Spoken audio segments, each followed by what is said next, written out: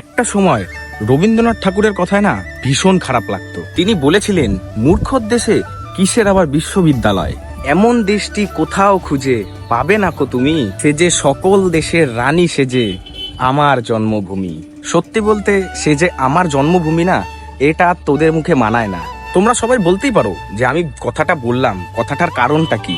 দেখো তোমরা কারণটা।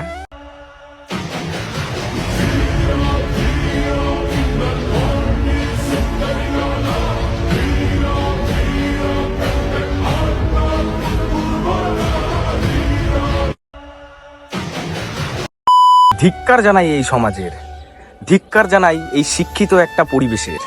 আজকে তোমাদের ছাত্র সংগঠন হচ্ছে, আজকে তোমাদের অনেক কিছু হচ্ছে তোমাদের দেশে, তো তা বলে যারা আমাদের দেশকে স্বাধীনতার সংগ্রাম থেকে শুরু করে আজকে আমাদের শিক্ষা প্রদান করলো, তাদেরকে আমরা কখনোভাবে এই অসম্মান বা কোনো অপ্রীতিকর জিনিস আমরা তাদেরকে দিতে পারি না, বা সোশ্যাল মিডিয়া সেগুলো আমরা দেখাতে পারি না।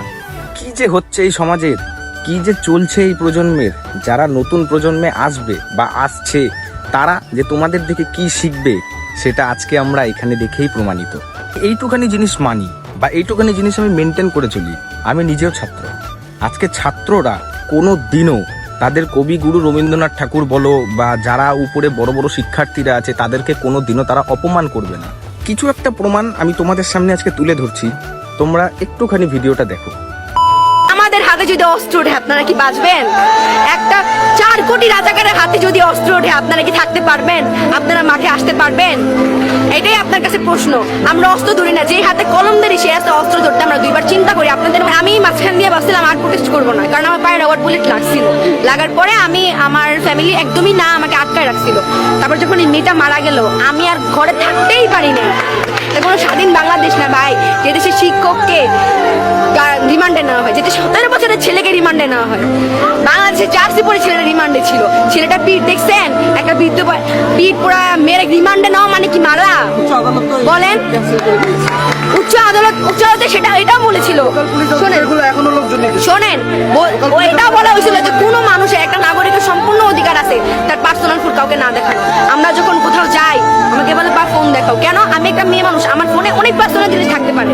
আমি কেন, আপনি কি ছেলে মানুষ, আপনি মেয়ে মানুষ, একটা আমি চিনিও না আপনাকে, আপনি কেন, আমি কেন আপনাকে আমার ফোন দেখাবো? বুঝছেন? এক কথাই বলি, আমার অবশ্যই ও যদি ভোটচোর না হয়, ওটা কয়বার আপনারা ভোট দিচ্ছেন? ওরা ভোট দিচ্ছেন? কয়জন বুকে হাত দিয়ে বলতে পারবে যে আজকে আমি শেখ হাসিনায় ভোট দিছি? ওরা আমরা একবার বসাইছি, আরো কত বছর ধরে বসে আছে।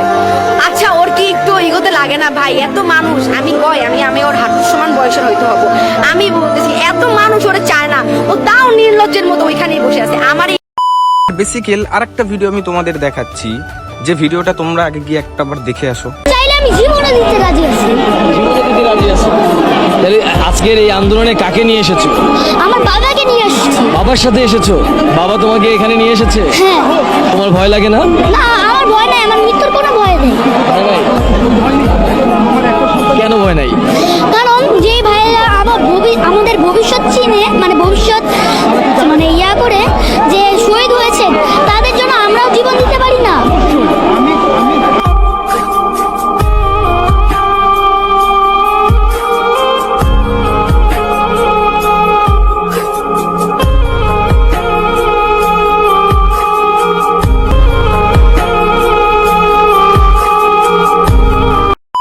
এমন বাবা যেন প্রতিটা ঘরে ঘরে হয়, যে তার নিজের ছেলেকে আন্দোলনে নিয়ে এসছে।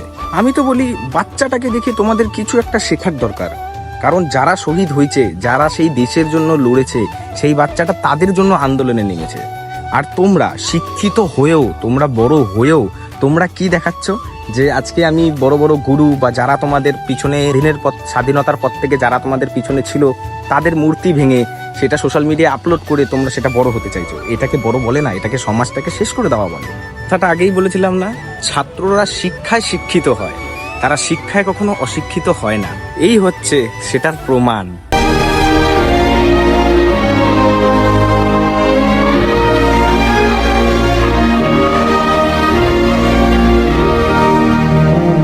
এবং আমি আরো কিছু কথা বলতে চাই। সব কথা তো বলা উচিত না, আজকে সব কথা বললে হয়তো আমি খারাপ হয়ে যেতে পারি। আমাদের ভারতবর্ষের কিছু কিছু আবাল প্রকৃতির মানুষ বাস করে, যারা এত কিছু হয়ে যাওয়ার পরেও ফেসবুকে গিয়ে ওখানে পোস্ট করছে আজকে ফারাক্কা ব্রিজের বাঁধ যদি খুলে দেওয়া হয় তোরা আজকে ডুবে যাবি। কেন ভাই, কি দরকার আমাদের এইসব জিনিস পোস্ট করার? কি পাচ্ছি আমরা এইসব জিনিস পোস্ট করে? আমরা হলাম ভারতবর্ষ, আমরা হচ্ছি স্বাধীন প্রজাতন্ত্রের একটা দেশ। আমরা চাইবো আমাদের পার্শ্ববর্তী দেশ অসুবিধার মধ্যে পড়েছে, সেই অসুবিধা থেকে তুলে নিয়ে তাদেরকে সুস্থভাবে একটা প্রজন্ম তৈরি করে দেওয়া। এবং বাংলাদেশেরও কিছু কিছু মানুষ আছে যারা কন্টিনিউয়াসলি সোশ্যাল মিডিয়াতে পোস্ট করে যাচ্ছে বাংলাদেশ ছেড়ে এবার আমরা ভারত জয় করব। একটা কথা তোমাদের অবশ্যই বলতে চাই, হ্যাঁ যদি তোমরা পারো আসো, এসে তোমরা ভারত জয় করে নিয়ে যাও, কি আছে? আমরা যদি না পারি তোমরা পারবা, আসো এসে আমাদের ভারতবর্ষ জয় করে নিয়ে যাও। হ্যাঁ আমার আজকে ক্ষমতার মধ্যে নেই তাই আমি আজকে জয় করতে পারছি না, আজকে যদি তোমার ক্ষমতার মধ্যে থাকে তুমি আসো, এতে আমার কোনো দুঃখ নেই, এসে জয় করে নিয়ে চলে যাও। তুমি দেখি তুমি কেমন পারো জয় করতে আমাদের ভারতবর্ষ। আজকে আমি কাউকে, কোনো জাতিকে, কোনো দেশকে ছোট করে এইসব কথাবার্তা কিন্তু আমি আজকে বলছি না। আমি কি বলতে চাইছি আশা করি তোমরা সেটা বুঝতেও পেরেছো। হ্যাঁ এখনো অনেক কিছু আমাদের বা আমার বলার বাকি আছে, যেই জিনিসগুলো যদি আজকে আমি প্রকাশ করি তাহলে বেফলে যাবে। তো আশা করি তোমরা যারা যারা সোশ্যাল মিডিয়া ঘাটো বা যারা যারা ফেসবুক পেজটাকে ফলো করে রেখেছো, যারা দেখছো কি হচ্ছে কি না হচ্ছে, তারা হয়তো সবই জানো। তো এতে নতুন করে আমার আর কিছু বলে ফালতু মুখ নষ্ট করে বা মুখ ব্যথা করে কোনো লাভ নেই। যতটুকু নিজের মনের মধ্যে খারাপ লেগেছে ততটুকুই তোমাদের সামনে আজকে আমি তুলে ধরলাম। সমাজ খারাপ হয় না সবার জন্য, সমাজ খারাপ হয় কিছু কিছু মানুষের জন্য। সেই মানুষগুলো যদি আসলে শিক্ষা পেত, আসলে শিক্ষিত হতো, তাহলে হয়তো আজকে আমাদের সমাজ বা আমাদের পার্শ্ববর্তী একটা দেশের সমাজ এরকম নষ্ট হতো না। চলো ভিডিওটা আজকে আমি এখানেই শেষ করলাম। এই টপিক নিয়ে বা এই বিষয়ে কোনো কথা নিয়ে আমি বেশি কথা বাড়ালাম না, কারণ আমার এইসব নিয়ে বেশি কথা বলারও কোনো উচিত না। আমার যতটুকু জিনিস খারাপ লাগলো, আমার নিজের মধ্যে যতটুকু জিনিস খারাপ লাগলো ততটুকু জিনিসই আমি তোমাদের কাছে আজকে তুলে ধরলাম বা শেয়ার করলাম।